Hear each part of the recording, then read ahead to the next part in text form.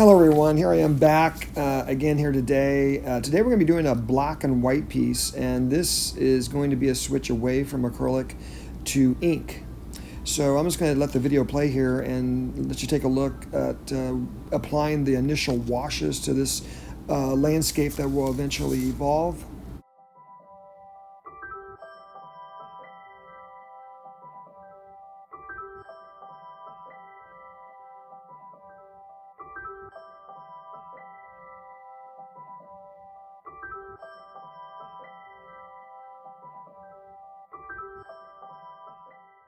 I'm using just a little bit of ink with a lot more water as I'm trying to get the ink to bleed as I spread it out throughout the page.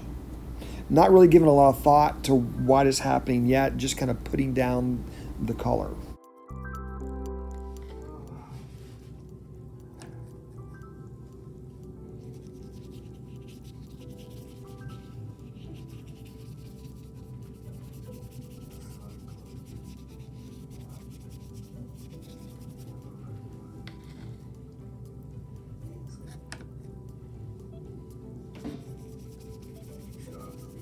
Eventually I start to see shapes evolve, and that can kind of get my intuition and memory going in a direction that will hopefully turn out the way I not necessarily want it, but how it can work.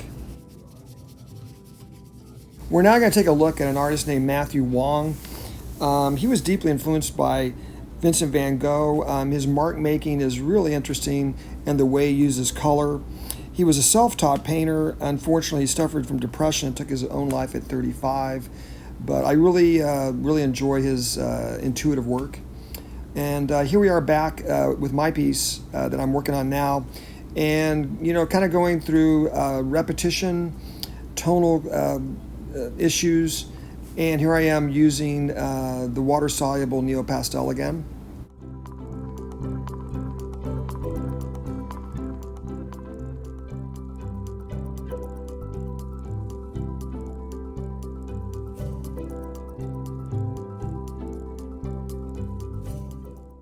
As I've worked through these black and white washes, once again, shapes begin to evolve that kind of leads me into some sort of landscape. And these are totally intuitive, totally from memory.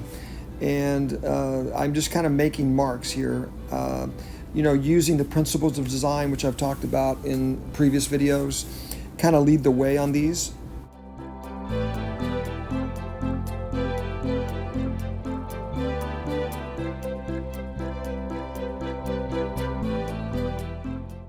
I really enjoy using dots, squiggles, lines, much like Vincent Van Gogh, Charles Birchfield, Hundertwasser in Austria was another one that used a lot of line in their work.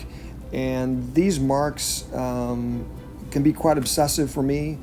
And a lot of times I just put down layers, and eventually something breaks through that will lead me in a direction I want to go in.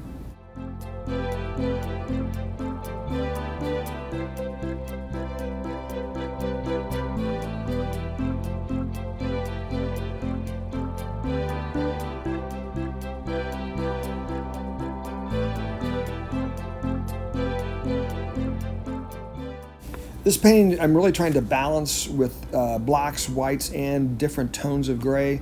After I've got the dark colors in, generally I go back to white when I'm working in black and white. These are kind of the finishing marks after I've gotten satisfied with the variances of gray I've tried to get.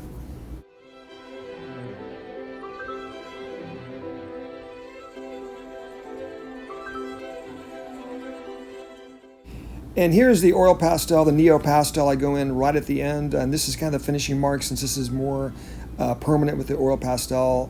And I'm just trying to go in and pick out things that I may have lost in the multiple washes.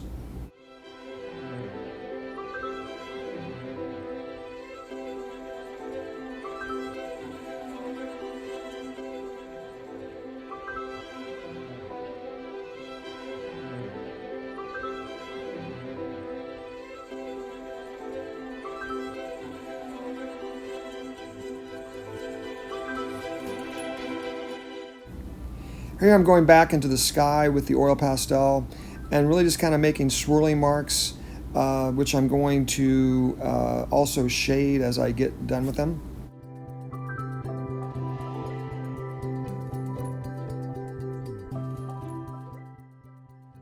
I normally use my fingers, but also paper towels to smooth out the marks. And once again, this can be layered right on top of the black and gray colors I have, and it works quite well as a finishing mark.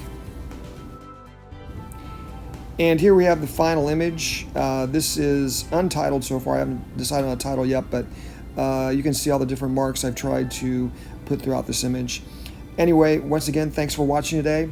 I hope you've enjoyed it, and I will see you tomorrow.